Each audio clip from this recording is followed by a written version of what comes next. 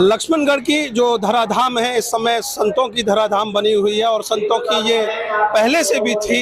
इस समय यहाँ पर चमत्कार बरस रहा है। मेरे साथ में महंत राजा भारती जी परमहंस जो महंत शोभानंद भारती जी महाराज के गुरुजी हैं मौजूद हैं और रोजाना आप जो श्री राम कथा हो रही है और यहाँ से आगे शिव महापुराण होगा और दिव्य 2100 कुंडीय रुद्र यज्ञ होगा, उसमें रहकर सभी को आशीर्वाद देंगे।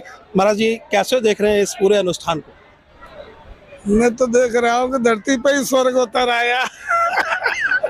जी जी। स्वर्ग उतर आया, सारे देवता भी आ गए और कितने शांति से आनंद ले रहे हैं। इससे ज्यादा और क्या कहे, बस बताओ, शब्द ही नहीं है इस यज्ञ के लिए। तो महाराज जी यहाँ के लोगों में बड़ी एक शांत भाव से कथा सुनना और इसके अलावा एक प्रोटोकॉल जो है व्यवस्थाओं का, क्योंकि तमाम जगह हम भी जाते रहते हैं, देखा है लोग अव्यवस्थित ज्यादा कर देते हैं, लेकिन यहाँ के लोग बड़े समझदार दिखाई दे रहे हैं और कथा के प्रति बड़ा भाव उनका दिखाई दे रहा है। तो कैसे देख रहे हैं इसको, भगवान की कृपा कैसे मान रहे हैं? अब कैसे नहीं माने, भगवान की कृपा, देवता लोग आगे, देवताओं का काम है शांति करना, शांति से सुन रहे हैं। सबके हृदय में देवता विराजमान है इस समय, इसलिए सब शांत हैं। और जिसके हृदय में देवता नहीं होता है तो उस दिन वो चिल्ला तो रहा था वो तो राक्षस होते ही है, लेकिन यहाँ ज्यादातर सबके हृदय में अब तो भगवान राम बैठ चुके हैं। आपके शिष्य हैं शोभानंद भारती जी महाराज, दिन पे दिन भगवान की कृपा जिस तरह से बरस रही है और ऐसा लग रहा है कि लोग तो उनको साक्षात देवता के स्वरूप में मान रहे हैं। बहुत बड़े बड़े यज्ञ करेगा, अभी तो ये कुछ नहीं है। बहुत बड़े बड़े यज्ञ करेगा और करवाएगा ये। अच्छा, अरे नक्षत्रधारी है, वैसे भी दिखाई दे रहा है। कुछ दिन में ही इसने इतनी मेहनत करी, इतनी मेहनत की कि बेचारे मौत के मुंह में पहुंचने के लिए कोई कमी नहीं थी।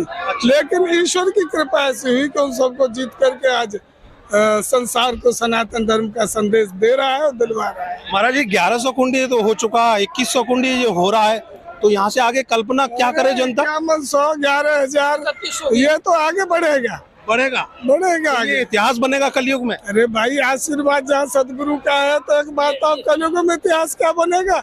इतिहास का भी इतिहास बनेगा।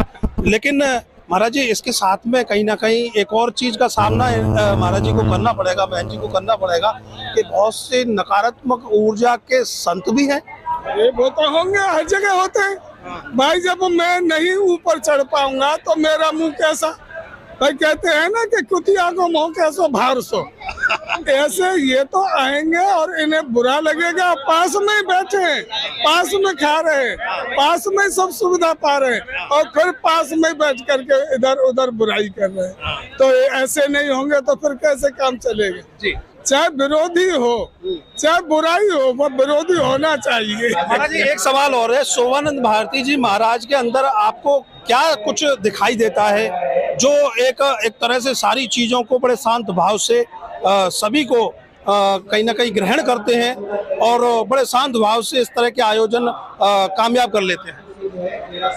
जी मतलब मेरा कहने का ये है, अगर इसके अंदर ये आचरण नहीं होते तो फिर मैं भी कहाँ पिघल जाता और भी चेला है बहुत है, लेकिन ये कहते हैं कि सब हो तो तुम्हें बड़ा प्यारा लगा, उसकी तरफ तो इतनी दृष्टि है और हमारी तरफ नहीं, मैंने तुम वो बन जाओ, तुम्हारी तरफ भी दृष्टि होगी। इसलिए गुरु क्या करता है, दृष्टि उस पर पड़ जाती है तो किसी चीज को सिद्ध कर लेता है शिष्य।